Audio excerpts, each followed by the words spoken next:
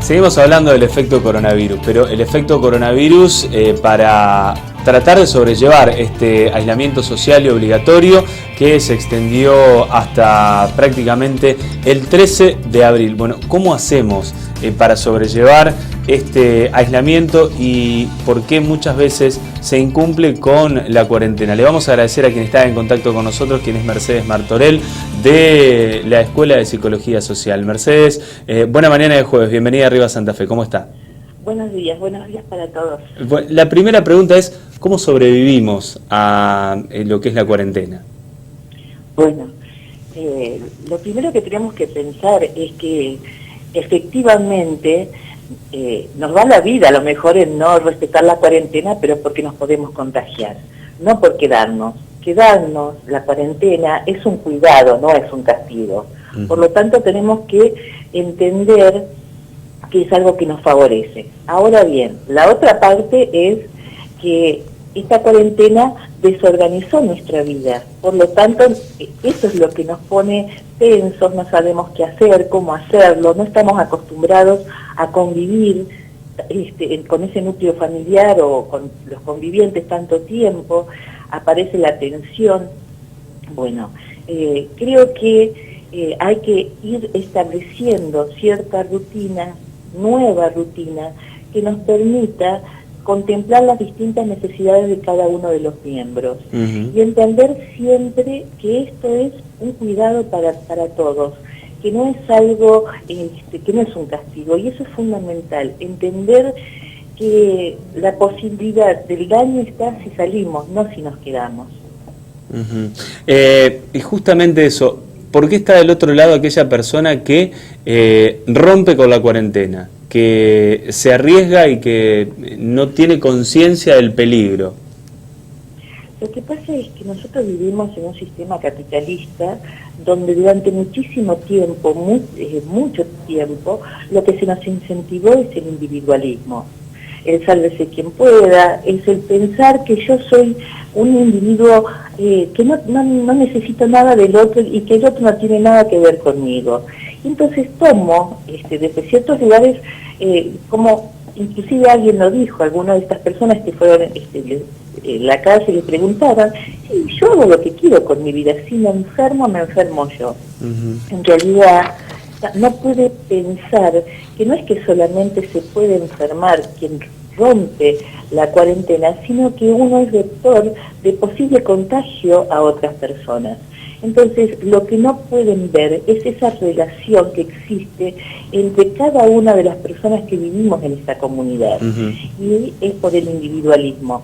Después, hay situaciones especiales que hacen que algunas personas tengan que salir, pero no estamos hablando de esos casos, ¿no? Estamos hablando de aquellas que salen y no les importa.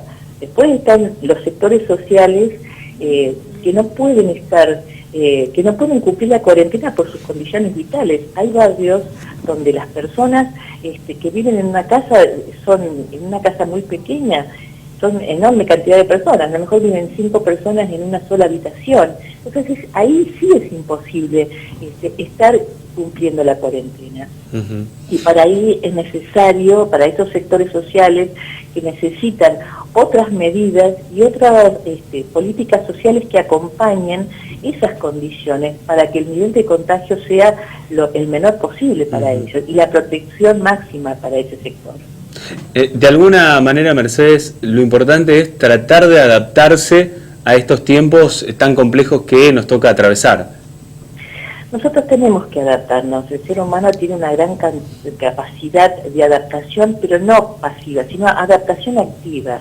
Por eso yo insisto en que nosotros protagonicemos el camino de la salud respetando las normas que nos van diciendo.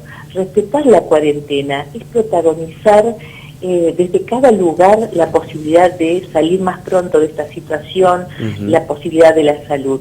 Eso es fundamental. Me parece que eso lo tenemos que tener muy claro. Después, dentro de la casa, también podemos protagonizar distintas cuestiones.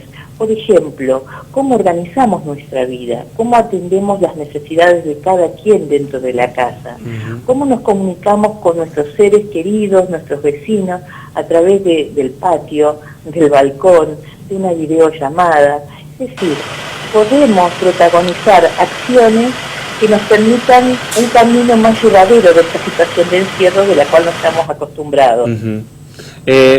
Mercedes, ¿y qué es lo que puede llegar a ocurrir después con aquella persona que cumplió con la cuarentena desde el minuto 0 y lo va a hacer por lo menos hasta el 13? Después hay que ver qué es lo que evalúa el gobierno nacional. Pero ¿qué va a ocurrir con aquella persona que no se ha movido de su casa? ¿Qué efecto tiene en esa persona la cuarentena y una vez que se levante la misma salir nuevamente a la realidad? Bueno, eso es una gran incógnita. Hay quienes piensan que mágicamente todo este movimiento de solidaridad va a transformar el mundo. Ese proceso interesante que se está dando de solidaridad no es mágico, hay que seguir sosteniéndolo. De hecho, en este momento, quienes por algún motivo han tenido que salir a la calle o ven a otra persona, esa persona de alguna manera se ha transformado en un potencial contagiador, ¿no? Entonces, si bien cuando uno termina a todos nos preguntamos qué haremos cuando termine la cuarentena, tenemos ganas de salir y de abrazar a todo el mundo, a la vez nos ponemos a pensar cómo va a quedar inscrito en nuestra subjetividad eso que el otro, la otra, es un potencial vector de contagio, ¿no? Así que eso lo iremos viendo cómo lo vamos resolviendo. De todas maneras no va a ser en todos igual, pero bueno, las experiencias no son inocuas. Veremos cómo nos queda en nuestra historia instalada este nuevo hito. Mercedes, muchísimas gracias por este contacto. No, gracias a ustedes. Que tenga buen día, hasta luego. Buenos días, hasta luego. Bueno.